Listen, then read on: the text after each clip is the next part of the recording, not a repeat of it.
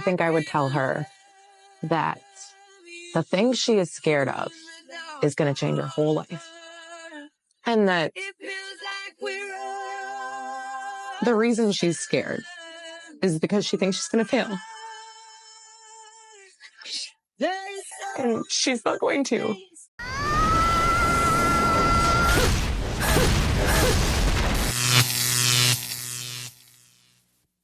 Welcome to The Wall. Today, we're going to talk about how men face divorce and what it means to rebuild a life from scratch. We'll explore the differences between men and women when dealing with separation, from the emotional impact to legal injustices. Like when a woman advises other women to divorce now before no-fault divorce is repealed. Your support means the world to us. Give us a like and subscribe to the channel. We're aiming for 150,000 subscribers before the end of the year. Share your experiences and advice in the comments. That's what helps this community grow. Turn on notifications so you don't miss any videos. Let's get started. This is a PSA for any of the ladies that have been seriously considering divorcing their husband. There's a lot of big conversations happening now that we have the results of the election, one of them being no-fault divorce. That is a type of divorce that allows you to end your marriage without needing to prove that anyone is at fault. Some lawmakers are looking to abolish that, which is going to make you divorcing your husband a lot harder. So here's what that potential change could mean for you. You're going to have to prove that your husband did something wrong, which can be even more expensive, emotionally draining, and time-consuming. Legal battles over fault can keep you in an endless and very expensive fight. Removing no-fault divorce could mean higher conflict in court, which is certainly not ideal for your kids or you. Without no-fault divorce, you lose the freedom to decide when to leave your marriage. Your private decision could be left up to someone else's idea of what's right. So if you're unhappy in your marriage, now might be the time to act. Protect your right to choose what is best for you and your kids before it's taken away. Because the reasons that you want to leave your marriage are no one else's fucking business. No-fault divorce has been a weapon that destroys men on every level.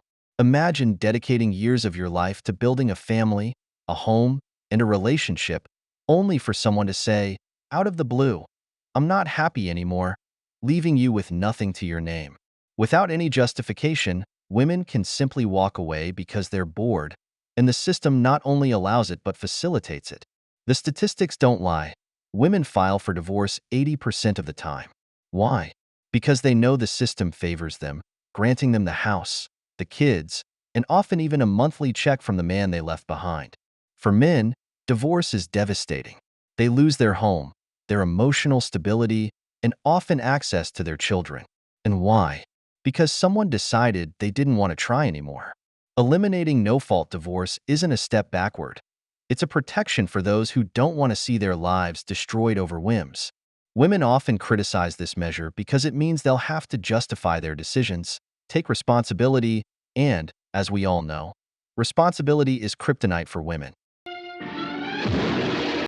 Something that you don't hear men talk about is coming out of divorce and having to rebuild their life, rebuild who they are, rebuild their career, literally starting from scratch. Take me, for instance. Here I am. I'm living in my toy hauler, rebuilding my business from the ground up. I had a beautiful house, 10 acres, horses, tractor, huge shop. Man, it was nice. Would I change anything? Would I do it all over? No. I gave everything I had into that relationship. And there was a point where I had to accept defeat and I had to move on. Here I am, starting over, becoming a better person, focusing on who I am and where I want to be in life. But it's humbling, starting all over. But I wouldn't change it for anything. But it's tough. If you know someone, male or female, that's going through that, that's in their rebuilding phase, that are coming out the other side, pat them on the back, cheer them on, support them, because they could use it.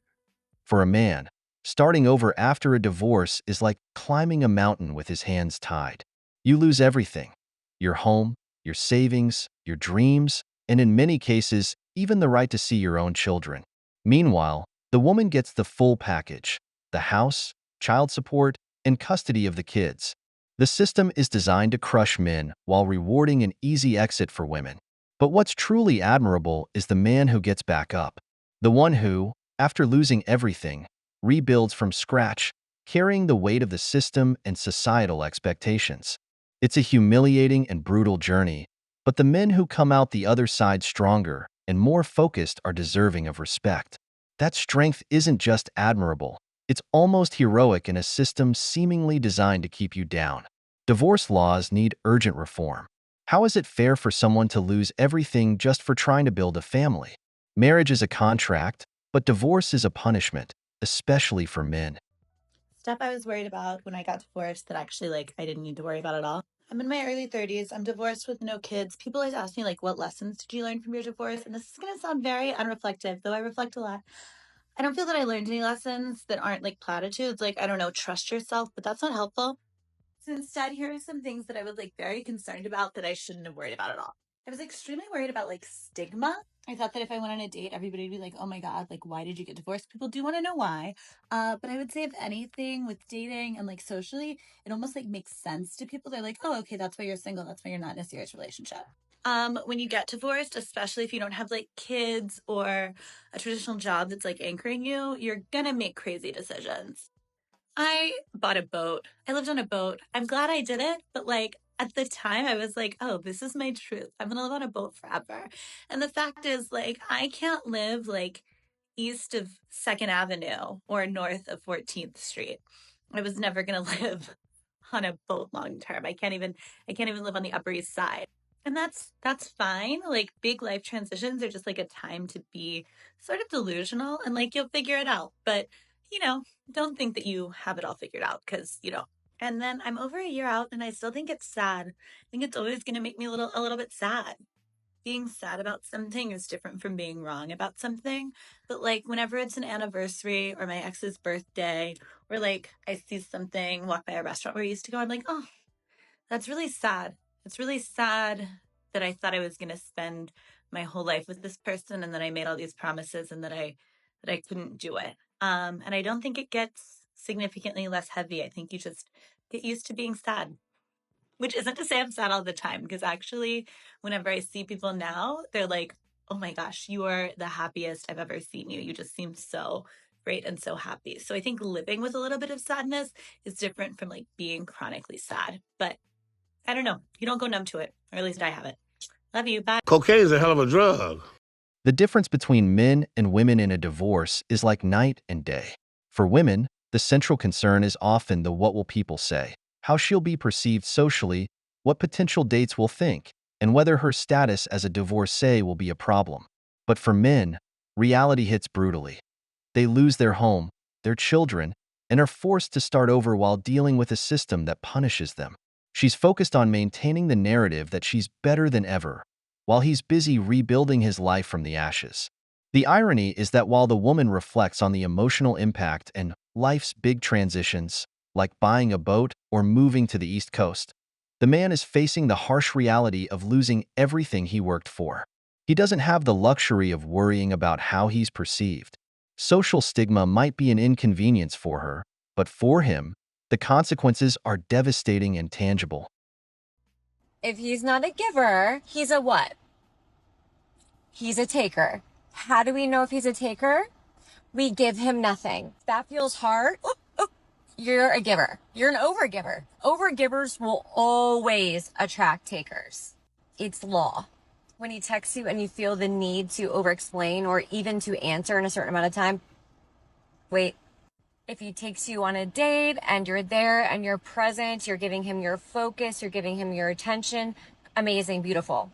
When the date ends, he doesn't exist unless he gives you communication. If he upsets you, he makes you angry, that's fine. Go tell a friend, go scream into a pillow. Give him nothing. Even your emotional energy is a privilege. If you're at home, you're doing dishes, you're working, whatever it is in your mind floats off to him, redirect it back to you. Give him nothing and observe how he shows up. See if he's a giver. But you will never know if you don't give him the opportunity. Opportunity is the only thing we're giving them. If he's not a giver, then what is he? A taker. But here's the thing. Genuine interest cannot be forced. If a relationship requires constant tests and games to validate itself, then there's no real foundation. A man doesn't need to constantly prove himself to someone who isn't willing to contribute. Reciprocity is key. A masculine man values a woman who also gives, not someone who holds back as a strategy. If there's no balance, it's simply not worth it. A high-value man doesn't play games. These kinds of strategies might work on insecure men seeking validation, but not on someone who is clear about his goals and self-worth.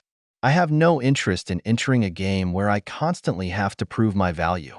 If you're not willing to build with me, then we're simply not aligned. My actions speak for themselves. I don't need to validate them for a woman on the wall. You guys want to know when it's really time to just walk away from your marriage?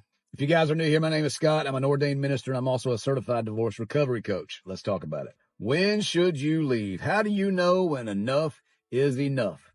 That is actually one of the number one questions that I get in my coaching sessions and in the comment section of all my videos. And it usually sounds a little something like this. We used to have an amazing relationship, and then maybe somebody cheated and we don't know how to recover from it. Maybe somebody is going out of town working all the time and we don't know what to do with ourselves.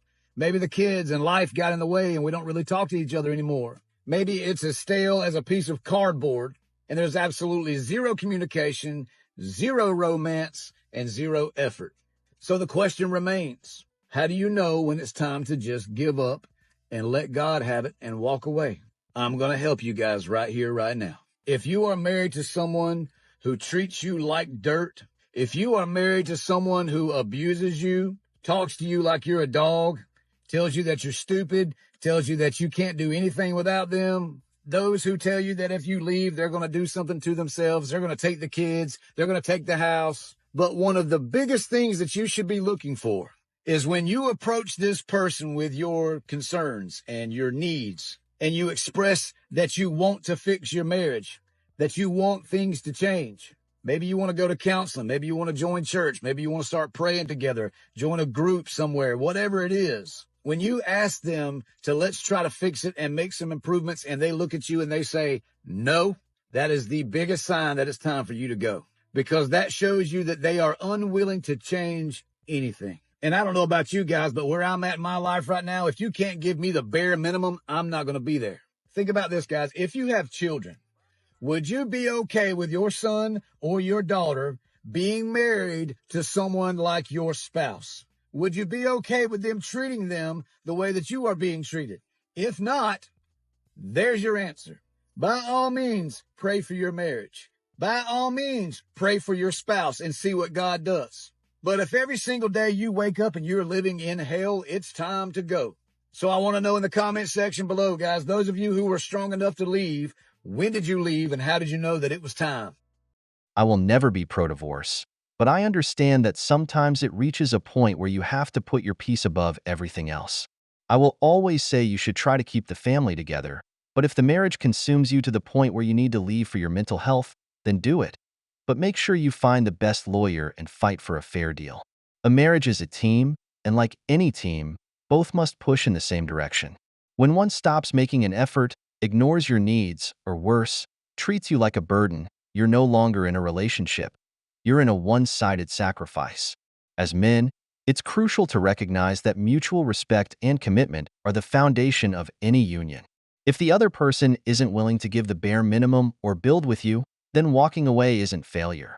It's a conscious decision to protect your mental and emotional well-being. We've reached the end of the video, but before we go, here are some questions for you. What do you think about the repeal of no-fault divorce?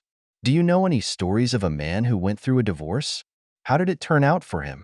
If you enjoyed the video, make sure to give it a thumbs up, subscribe to the channel, and hit the notification bell. Your support means the world to us and motivates us to create more content. Stay tuned for the next exciting video from The Wall.